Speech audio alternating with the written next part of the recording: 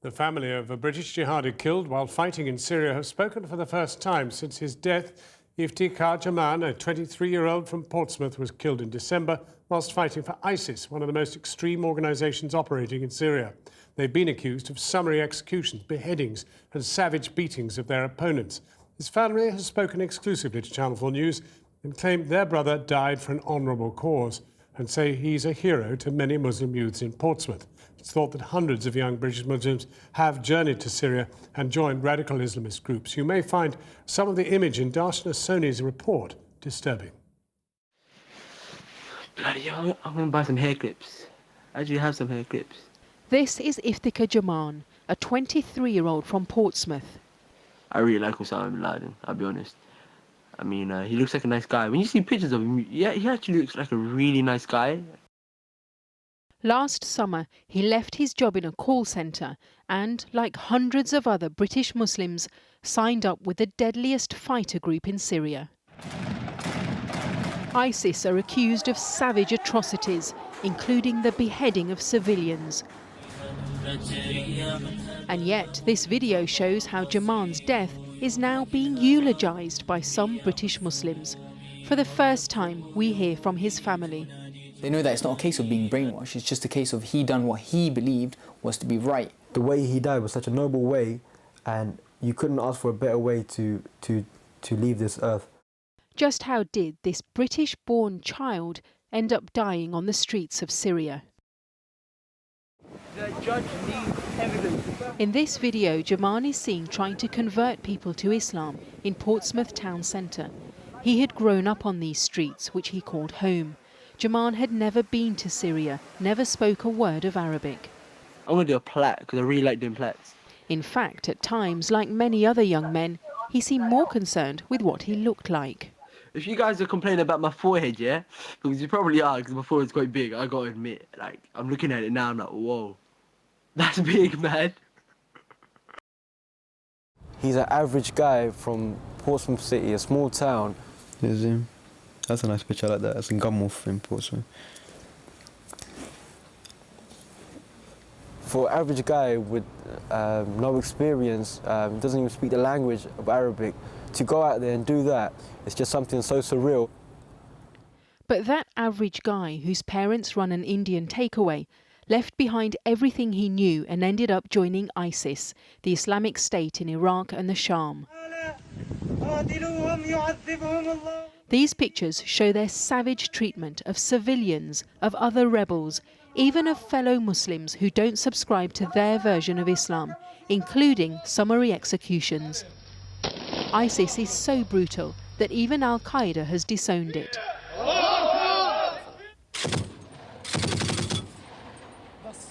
Veterans of previous conflicts say Syria is just too dangerous for outsiders.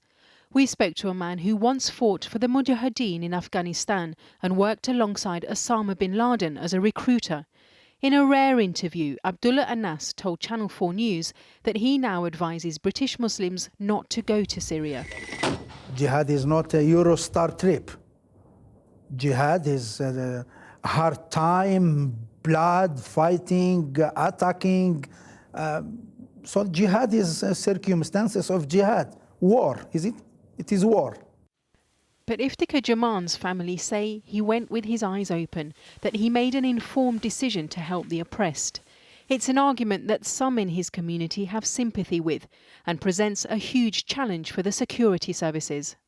I would say that he's done an honourable thing, i.e. he's sacrificed his comfort, he's sacrificed his life, he's done something for the oppressed people.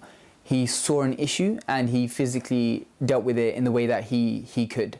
If he was intending to kill civilians for no reason, etc., then they have every right to call him a terrorist. But the fact is, his own intentions were not that. It was the opposite of that. It's to save these people, and it was to bring justice to these people. Posing with a bullet in his mouth, Channel 4 News understands that although Jaman told his family he was going to help refugees, he had already made contact with ISIS before leaving the UK. And brothers, please do dua for me, and inshallah we will meet in Jannah. His journey via Turkey shows just how seemingly easy it is for young men to join the jihad. he was constantly looking on forums and seeing the best refugee camps to go to in Turkey and what he could do to help. So I think one day he just thought, okay, I'm just going to do this, and he booked his ticket to Turkey. In his first few weeks, Jaman was given weapons training.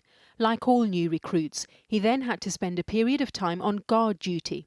He started to blog and tweet about his experiences. His descriptions of what he called a 5-star jihad soon gained a cult following. Jaman even ran an advice column for would-be recruits. Through his use of social media, the charismatic young man is believed to have encouraged at least 5 other young Brits to join him. One of them, Abu Laith, whom he helped to cross the border, was killed this week. Did he recruit? He didn't recruit. It's nothing like that. No. It's believed that Abu Laith did not die fighting President Assad's forces, but instead in a battle between ISIS and another rebel group. Idealistic recruits are increasingly caught in the complex crossfire. The reality on the ground is completely different. It's completely different. I have more than one story, people going there and got stuck between Daesh and between the agendas of the neighbors. Neighbors could be Iran, could be Hezbollah, could be... So many players are playing with this feeling, with this pure feeling, pure hearts. So they are being exploited? Definitely, yes. In front of your left ear, where your sideburns are, just place the turban. According to Jaman's posts, he met dozens of other British fighters in Syria, the youngest aged just 19. The intelligence services say that when these men return to the UK, armed with their training in explosives and ideology, they could pose a serious threat to our security. Channel 4 News understands that up to 150 are already back on our streets. The quarrel with the government of Assad's regime was because they oppressed the brothers and sisters out there.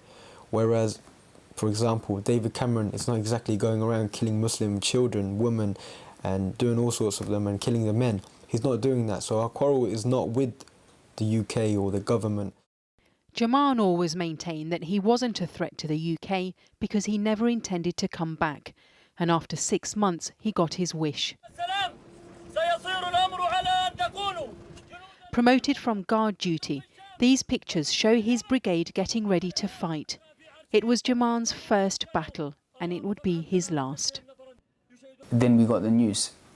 Now, the good news, the news was given to a friend of ours, and a few guys came up to them in a happy way, as if they're just celebrating a wedding, saying, "Oh, we've got good news. We've got good news." And they told him that your friend has attained martyrdom. Some in Jaman's community have described his death as an inspiration. They have tried to justify the involvement of foreign fighters in Syria and argue that they should not be criminalised for what they see as joining a just cause. Now, the youth of Portsmouth, as far as I know, a lot of them are supportive of the acts of my brother, whereas the elderly, almost all of them spoke against his actions, even our own family and relatives. The hero worship of a British man killed fighting for an extremist organisation presents a worrying challenge for the authorities. Iftikhar Jaman did not return home. Many of his comrades have. Darshana Soni reporting, and the journalist Tam Hussain worked with Channel 4 News on that report.